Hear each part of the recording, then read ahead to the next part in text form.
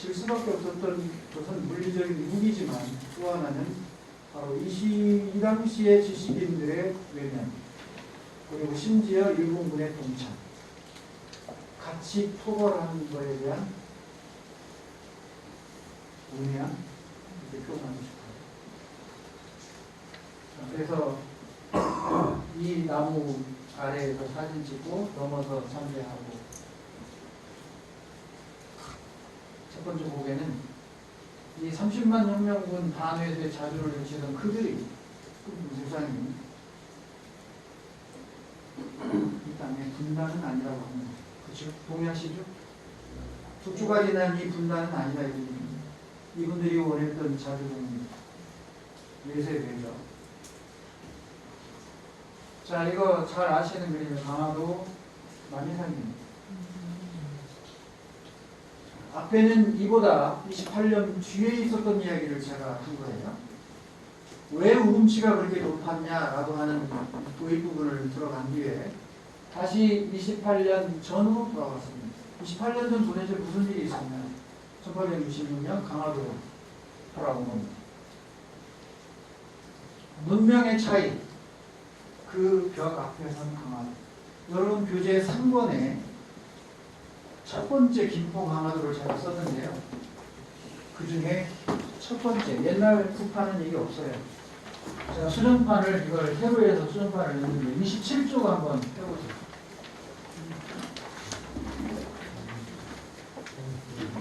제가 쓴 이 기회의 향기는 탐독을 하시면 만개우침을 주는 책입니다. 지가 저자라고 같은 게 아니고, 이런 근 20년의 역사 현장의 답사를 토대로 쓰는 거기 때문에,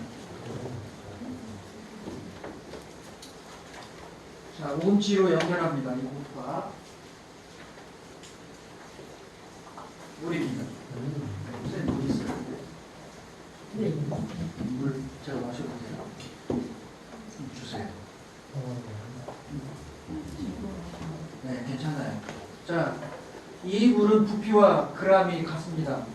1세제곱미터는 1g인데 다른 물질하고 다릅니다. 이 물을 감사합니다. 액체잖아요. 제가 기체로 만들면 이 컵이 몇 개로 될까요? 네, 1700개로 들어갑니다. 액체인 이 물이 기체로 다 바뀌면 이 컵을 1700개를 쌓아야 돼요. 부피가. 이게 바로 증기의 위력, 증기의 팽창이다. 인류는 이거를 2000년 이상 물을 끓여서 에너지를 얻겠다는 생각을 해왔어요. 그러다가 저기 나와 있는 대로 1710년경에 드디어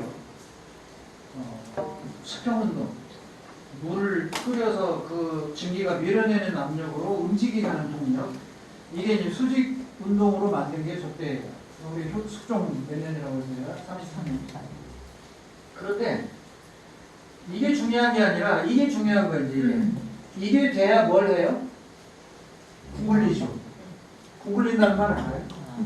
회전시켜도 돌아가게 한다더니 이게 뭐예요? 철로가 되는 거예요. 기차. 그러니까 이런 운동으로는 회전을 못 시키지만 이렇게 움직이게 하면 바퀴가 돌아가게 한다 그런 얘기예요. 그래서 제가 아까 산업혁명은 증기기관으로 대변할 수 있다고 표현한 게 이 얘기예요. 그래서 바로 정조가 즉위했던 1776년에 제임스 와트가 회전 증기기관을 만들어요. 회전 증기. 정조 즉위 1년이에요. 여기까지 갔어요. 네. 그래서 회전 증기관을 만들었는데 이게 정조 즉위년이에요. 그럼 정조 즉위할 때 우리 영조로 이어서 사도세자 빼고 정조로 갔으니까 이 시기의 국내 정세와 이 시대를 지배했던 사상은 뭔지 생각해봐요. 그러면 이 시대는요, 우리 조선에서는 성리학 중에 인물성 동론이냐 이론이냐라고 하는 이 이론으로 조선 후기 사회의 철학적 사상이 뜨고 갑니다. 성리학이.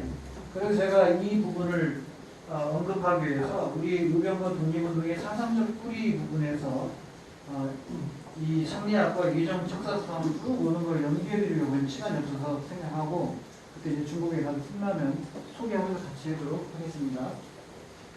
이런 생각을 하면서 유럽의 이 증기기관이 나오면서 이것이 산업혁명을 끌고 간 거예요. 결국은. 그렇게 해서 18세기 말에가 되면 이제 공장의 기계장치들을 작동시키기 시작합니다. 18세기 말이면 1700년대 후반이에요. 그러면 정조가 1776년에 즉위해서 1791년 여러분이 아는 윤지총 권상현의 천주교에 받아든 신주 문제로 금산에서 그런 문제가 생기다 죽이는 사건이 나오죠. 이런 사건으로 조선은 성리학 일변도로 해서 서양의 천주학을 절대 거부하는 이런 사회. 그러면서 100년간 1899년 천주교가 공인될 때까지 100년간 박해가 시작이 되는 나라가 조선입니다. 그런 상황에 유럽은 어떻게 해요? 이게 되죠? 자, 이게 되면서 공장이라는 게 들어가고 공장에 노동자라는 게 들어가고 노동자와 자본가라고 하는 게 이분법적으로 나눠지고 그 노동자들의 삶에 처참한 자본가들의 권력 횡포 이런 걸 통해서 뭐가 나와요? 공산주의 이론이 나오게 됩니다. 그러니까 조선은 성리학 하나로 붙들고 가고 있을 때 유럽은 산업혁명이라고 하는 이런 커다란 문명의 전환을 가져오고 그 문명 전환에 따라서 발생하는 직군, 계층, 어떤 노동자 이런 것들이 생기면서 새로운 세상이 태동하는 거죠.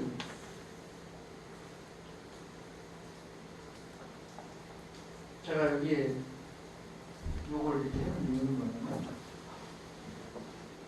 저는 그 전기기관에서 기화를 가로넣고 시험 문제 많이 했어요.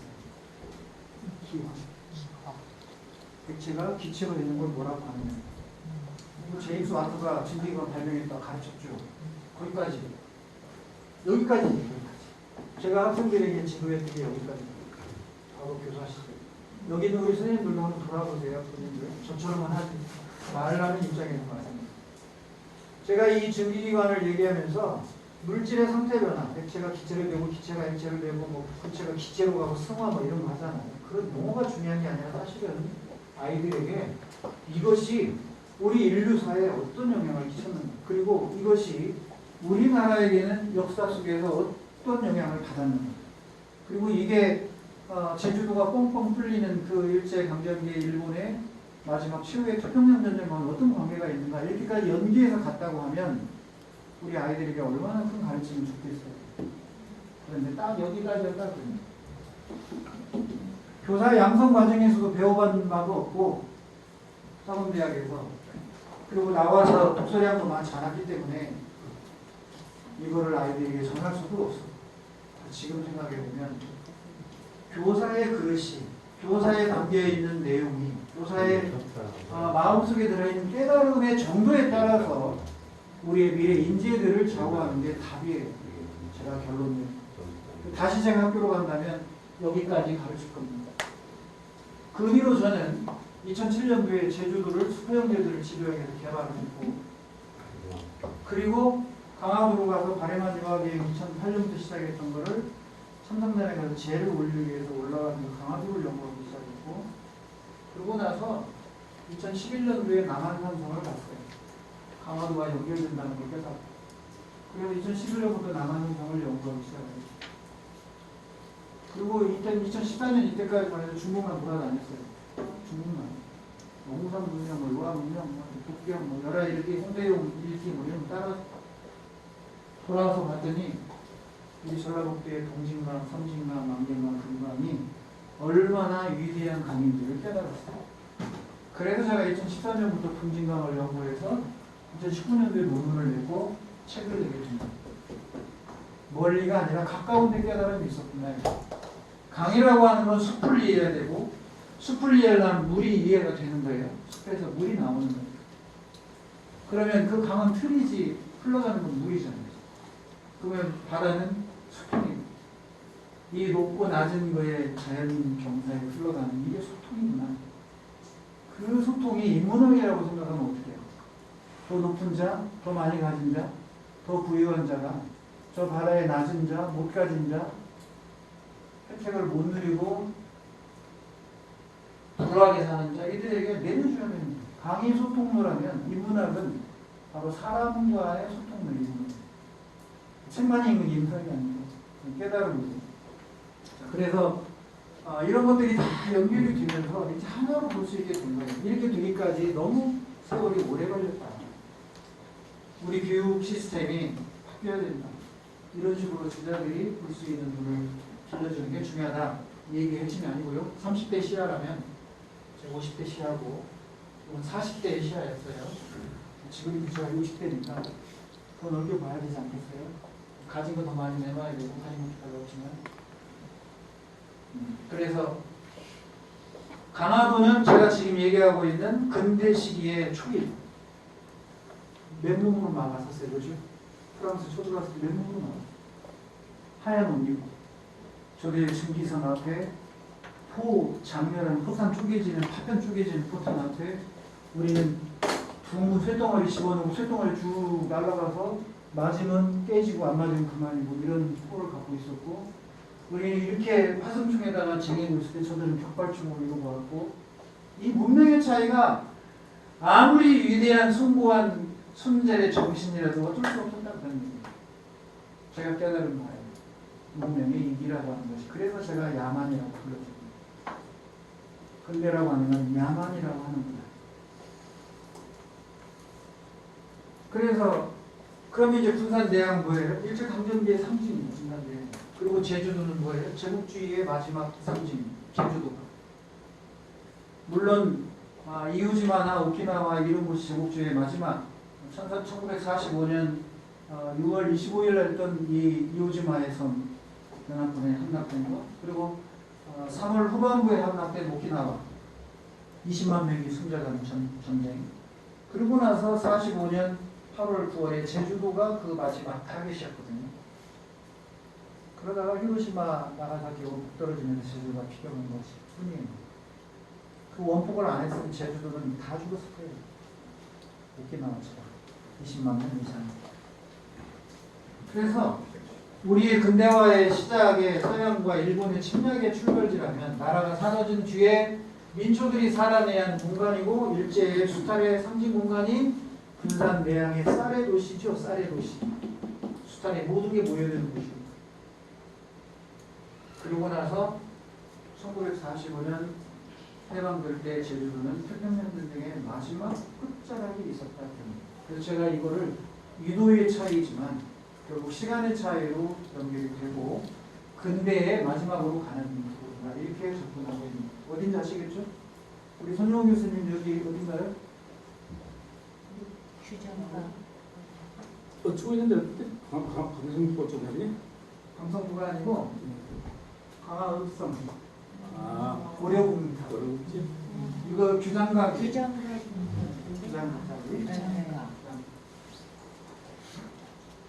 아름답잖아요. 이게 남산이고 성이 이렇게 이어진 모습. 남문성으로 이렇게 내려와서 동문으로 이어집니다. 어쩌다 보니 제가 강화도를 21차례나 안내했어요. 우리 전북교육연수원의 사회주의 역사과 중등생들 연수부터 시작해서 일산의 대화고를 포함해서 수없이 많이 안내를 강화도입니다.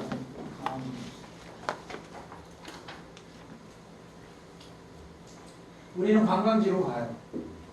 강화도에 수없이 많은 유적지가 다 관광지죠.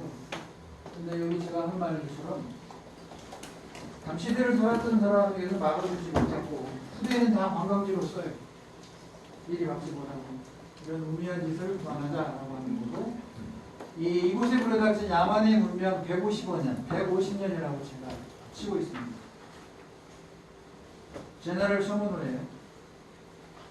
미국의 신비항일 때 쳐들어왔던 콜로라도는 이 콜로라도는 인천한테 월미도와 자격도 사이에다가 정박을 했던 지휘선입니다. 그리고 나머지 4개의 함대가 모노카시오나 이런 함대들이 강화도 용두존대 앞에서 포격을 하는 거예요.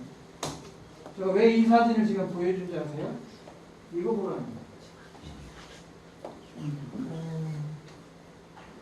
이게 운명이에요.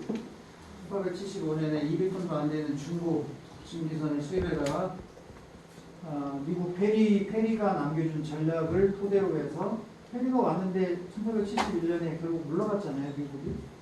그러고 나서 일본을 사주해서 니들 조선 침략할 때 이런 아이디어로 가라. 또 무기도 대주고 함대도 대주겠다 이렇게 해서 지원한 거예요. 그 뒤에 이 운요 사건 뒤에는 미국이 들어있습니다. 1866년 제너럴 선언 이후에 이거를 갚겠다고 온 게 71년 신민양요고 신민양요 4년 뒤에 일본의 운요가 왔는데 이 신민양요 이전에 일본은 1853년, 54년에 미국 페리에게 이미 손을 들었고 개항을 했고 그러고 나서 20년 뒤에 미국이 일본을 개항시킨 그대로 전략을 책을 넘겨줘요. 일본 지휘부에. 그것대로 와서 작전을 짜서 바로 영종도를 강화도 초지진 공격하는데 영종진 상륙에서 우리 백성들을 도륙하고 그러고 나서 1년 뒤에 강화도 조약을 체결하는 겁니다. 핵심은 이걸 보라는 겁니다. 증기선. 그리고 이 안에 들어있는 함포가 이런 거예요. 그러니 저 포에서 포탄이 오면 현대포니까 파편 초계에서 날아가니까 하얀 옷을 입고 있는 조선 수군이 맞으면 어떻게 피가 흥건하게 빨갛게 되겠죠? 그래서 이때 죽임을 당한 조선의 수군들의 휘난 그런 저기를 미국의 이 장교들이 남겼어요. 자, 우리는 호니포예요. 이게 소포고 300m, 700m. 쇳덩어리가 날아갑니다. 그 다음에 우리의 연락선. 자, 이 문명의 차이. 문명의 차이는 어느 정치인이거나 지도자는 주변 국가의 문명의 차이가 군사적으로 3배 이상 차이 나게 하면 안 돼요. 저도 군대를 포병으로 장교로 전역한 사람이라 그런 군사상의 전략이나 이 군수 이런 걸 생각할 때 3배 이상 차이 나면 쳐들어옵니다. 그러나 3배 이내로 오면 방어가 우세하기 때문에 나올 수 있어요. 이거 보세요. 대조적이잖아요. 아까 그거하고. 1850년대 근대 사진술이 나옵니다. 근대 사진술이 1850년에 나와요. 프랑스 함대가 쳐들어온 1866년에 사진이 남아있잖아요. 그림으로 나와요. 그러나 5년 뒤에 왔던 미군이 쳐들어왔었던 것은 곧바로 사진을 남겼어요. 미국의 이 증기선에 사진사가 올라와가지고 상륙작전 벌이자마자 와서 찍었어요. 바로. 그래서 연기까지 찍히는 장면이 나옵니다. 우리 조선 수군이 몸이 막 다 산산이 쏟아지고 그랬잖아요. 포탄 맞고 이래서. 자, 2011년도 5월 29일 날 저희 연구의 선생님들 모시고 중국으로 가기 위해서 바해만을 갔던 전에 강화도를 가서 심리요청에 가서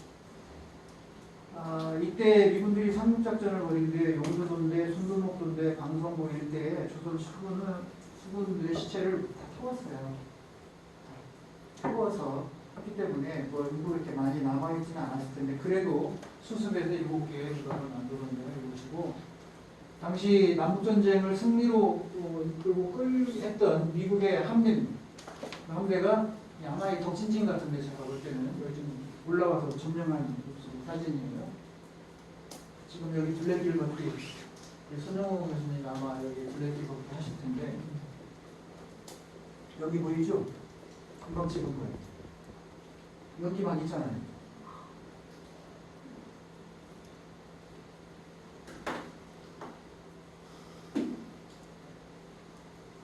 슐레이라고 하는 사람하고 틸톤 이 사람 다 이 상륙작전 할 때 같이 참여했던 장교들입니다. 이들이 남긴 글이에요. 그래서 자, 그 기량에도 썼지만 맥켄지라고 하는 여러분들 그 미스터 선샤인 드라마 있었죠. 그 미스터 선샤인에서 이병헌이하고 외국인이 하나 등장하는데 그가 맥켄지예요. 실존 인물입니다. 그 맥켄지가 우리의 의병들을 취재해가지고 남긴 1906년 7년의 기록. 그게 대한민국의 비극, 한국의 국민이라는 책. 이 책에 얼마나 적나라하게 자세하게 썼는지 읽어보면 가슴이 미어져. 그 다음에 그리피스 가진 은자의 나라 한국. 이게 이제 외국인들이 본, 그리고 여기에 작가 김은숙도 아마 이 책을 보고 고증을 해서 미스터 선샤인 제1부 신미학교 전투를 재현시켰을 텐데 우리가 그 책을 똑같이 봤어요. 저처럼. 그래서 여기 보면 이 슐레이가 뭐라고 했어요? 전 근대적인 무기를 가지고 근대적인 화기로 무장한 미군에 대하여 용감히 싸웠는데 싸우다가 모두 전사했고 아마도 우리는 가족과 국가를 위해 그토록 강력하게 싸워주고 국민을 다시는 볼 수 없을 것이다. 저에게는 1904년에 남긴 겁니다. 그 다음에 이 틸톤도 상륙작전에 참여했던 장교입니다. 새까맣게 타버리고 부인집 포탄에 폭파고 산산조각이 나버렸다. 몸입니다. 시체만도 49, 머리에 총탄을 맞아 죽은 자가 대부분, 옷은 모두 흰옷이었고 흰옷에 붉은 피가 물들어져서 적백색의 두드러 이런 거죠. 저 장면 보이면 더우니까 6월 미군이 상륙해서 버린 게 6월 초부터 초지진부터 상륙해서 덕진진으로 해서 입점되는 육지로에서 북상을 했고 방금 뭐 해군은 인천의 월미도 앞에 작약도에 본부를 두고 북상을 해가지고 바로 이 용두둔대 초지진이 나서 용두둔대 앞에서 포사격을 했습니다.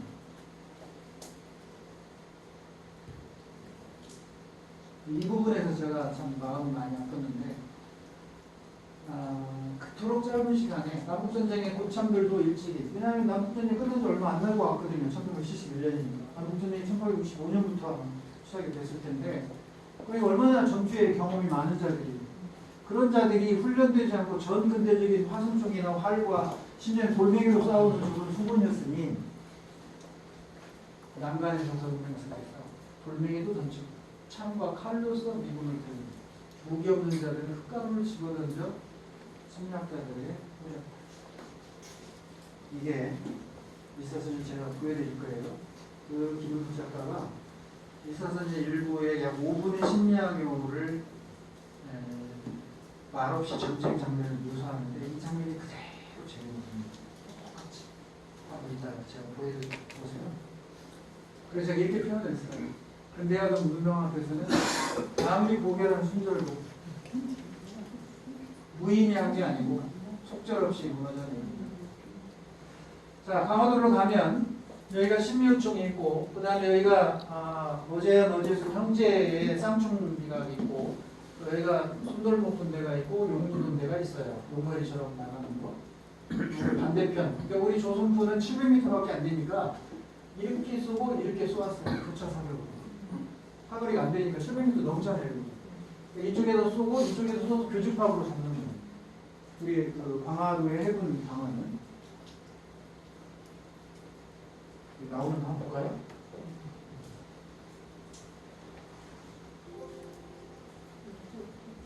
아닙니다. 넘어가겠습니다. 나중에 100% 제가 파이합니다. 자, 이제 두 번째 고개입니다. 강화해협에서 프랑스 함대, 미국 함대, 일본군 운용에 멘붕으로 저항한 조선 수군들이 지키고 했던 나라가 지금의 우리 대한민국. 이때 이제 미군은 결국 철수하고 맙니다. 그래서 전쟁의 승패를 논할 때 졌다라고 표현을 하고 있고 조선이 이겼다 이렇게 표현을 하고 있고 대원군은 통상수도 거부정책이 성공했다 이렇게 표현을 했고 이때 미군의 포로가 20명이 중상자들은 남았어요. 그래서 치료를 해줘요. 미군의 의사가. 그래서 조선 정부에 이 포로들을 어찌할까요? 라고 물어요. 그러니까 대원군 이하 수뇌부가 뭐라고 한다세요? 니네 죽을 대로 해라. 이렇게 보라고 했어. 니네 죽을 대로. 그러니까 그거를 빌미로 어떤 걸 요구해올지 모르니까 죽이든 살리든 니네들이 알아서 해라. 그게 미스터 선샤인에서도 그대로 궁궐 회의에서 재현이 됩니다. 대화 중에. 얼마나 무능한 정부였는지를 보여주는 장면이 나올 수 있어요. 자, 이제 의병들이 나라를 대신하다 떠나갑니다. 자, 여러분 이게 파수총의 원리.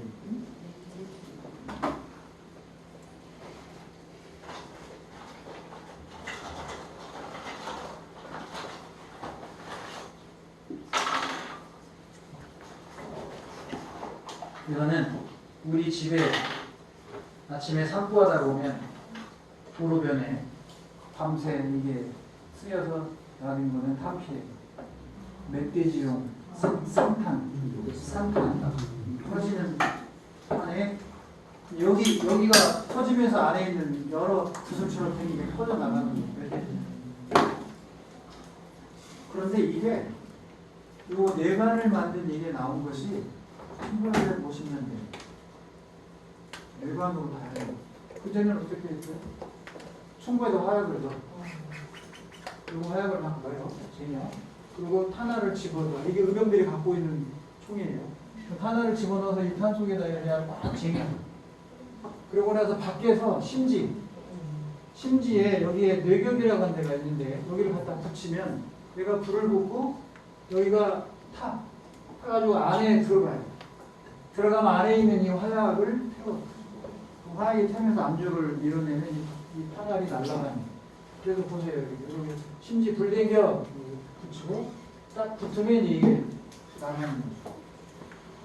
그런데 인류의 발명 중에 이 탄피, 도토리처럼 생긴 이 탄피의 발명이 결국 살육의 목적으로 혁신을 가져온다는 거예요. 이 안에다 다 집어넣는 거죠. 이 속에다가, 이 안에다가 화약 다 넣고, 그 다음에 이게 이제 뇌관을 치는 자리잖아요. 격발장치가 여기를 탁 치면 이 안에 있는 화약이 타면서 압력으로 여기에 있는 게 튀어나가는 거잖아요. 탄두는 없는 거예요, 지금. 누군가를 죽였어. 뭐 나가서. 누군가가 죽었는지 모르는데 어떻게 죽었대. 이게 만들어진 것이 불과 얼마 안 됐다든지. 인류 문화사에서 근최고의 일이에요. 자, 그래서 이제, 여기 지금 탑이 보여요. 이거와 이거가 전 근대와 근대의 차이점이에요. 이해됐어요? 전 근대와 근대의 차이점. 그래서 이 탄은 발명된 게 1849년. 그러면 우리는 헌종 때나 되겠네요. 순조 지나서. 그리고 화약으로 하지 않고 저렇게 탄피를 넣어서 탄을 넣고 격발하는 거 나온 게 1866년에 이 탄화를 집어넣어 쏘는 중 66년입니다. 근데 놀랍게도 이 1866년에 이게 영국에서 발명됐을 때 일본이 이걸 먼저 수입을 해요. 그래서 영국에서 만든 총의 많은 부분이 일본의 군부로 들어갑니다. 그게 얼마나 빨랐어요. 근대 소총이 나오자마자 일본에 수입해 들어가요. 그러면 이 뒤로 일본은 메이지 1867년, 67년 12월부터 68년에 시작이 됐으니까 바로 그러는 일본의 이 왕정 복부와 막부와의 이 전쟁에서 저게 쓰여요. 그러니까 이 총 한정이 다 막아냅니다.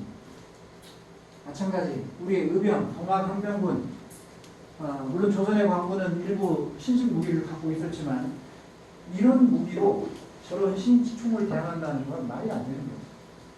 그 무기의 차이가 극명하게 드러났다. 자, 그리고 나서 일본은 이때 이제 보신전쟁이 일어나고 아까 제가 얘기한 1875년에 라스트 사무라이 영화 나왔던 사이고 다카모리, 이도 이 일본의 개혁 세력 중에 하나인데 훗날 반대쪽으로 나와서 이제 저항하다가 반란이 됐죠. 그 사이고 다카모리를 담아서 영화 만든 게 세이난 전쟁이에요. 마지막 사무라이라고 하는. 거기에 쓰여서 이 총이. 그러니까 이들이 막부가 이겨먹을 수가 없는 거지. 막부가 아니라 이 세력이 사이고 다카모리에서 이길 수가 없었고, 그러다가 일본은 자체로 무라타 소총을 만들어냅니다. 저 앞에 거는 사거리 600m, 얘는 사거리 2000m. 그래서 우리가 이 뒤에 동학혁명군을 투고해온 일본군이 청주성에서 전투할 때 사거리 600m에서 김계남 장군을 쏘았던 총이 바로 이 무라타 소총이 아니고 이 스나이더 소총이 스나이더 600m 나가는 거죠. 그리고 이후에 이 총을 만들기 위해 청일전쟁을 승리로 이끌어가게 됩니다. 일본이 1894년 청일전쟁 벌이잖아요.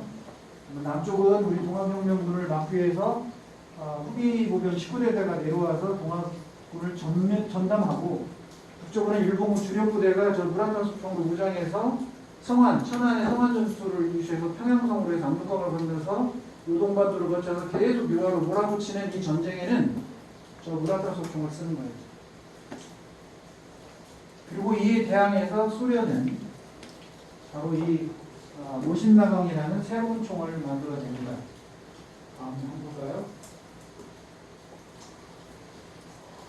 여기가 울산 선사인 랜드. 혹시 가보신 분? 한번 가보실까요? 보신 가게잖아요. 울산에 가면 선샤인 랜드가 있어요. 미스터 선샤인 촬영지. 철길 보이죠? 철길. 여기서 세트장. 안 가보셨구나. 꼭 가보세요. 철길 주목해 주시고. 김문환 대신에 우리 그 다음에 두 번째 애신이가 소았던 상 있죠? 고애신이었던 김태리가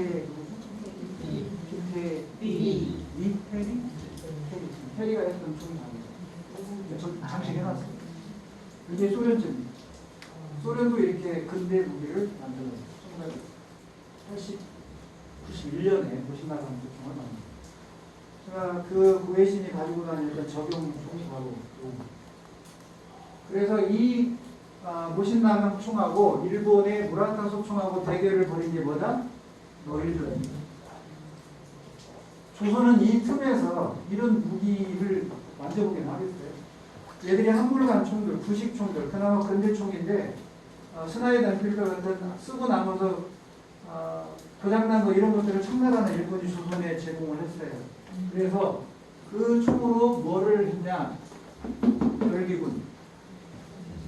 이모군란이 펴지기 전에 별기군을 만들었단 말이에요. 그래서 이 80명의 특수한 민원을 뽑아가지고 별기군들을 이들 갖고 있는 총이 바로 근대 소총입니다. 동아혁명군이나 의병은 저런 걸 갖고 있을 수가 없는 거고, 왜냐하면 지방에 관할을 틀잖아요. 지방에 관할을 두면 다 화성총이죠. 칼, 이런 거. 자, 여기가 갑곳인데 여기에 고종이 해군사관학교를 시도합니다. 우리도 해군을 가져야겠다. 증기선을 보니까 안 되겠다. 그런데 일본이 간섭하고 하면서 와야 돼버립니다. 해군사관학교 와게 되면서 우리가 자체로 해군을 길러내는 것이 실패로 돌아가요. 이게 바로 갑곳에 들어오는 관문이에요.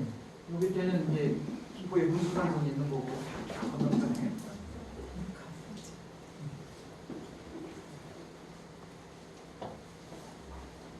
자, 그래서 드디어 우리도 징기선 갔습니다. 징이 좀 구해줘요.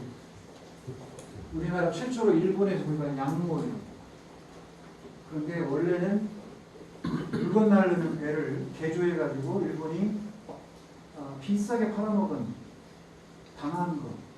국방 예산의 10분의 1을 들여서 여기다가 썼다고 해요, 당시. 1907년에 폐역했는데 울산 의학 맺어진 뒤에 우리가 권한이 없으니까 일본으로 넘어가요. 그 다음에 광제호 역시 일본에서 들여온 건데 얘도 마찬가지입니다.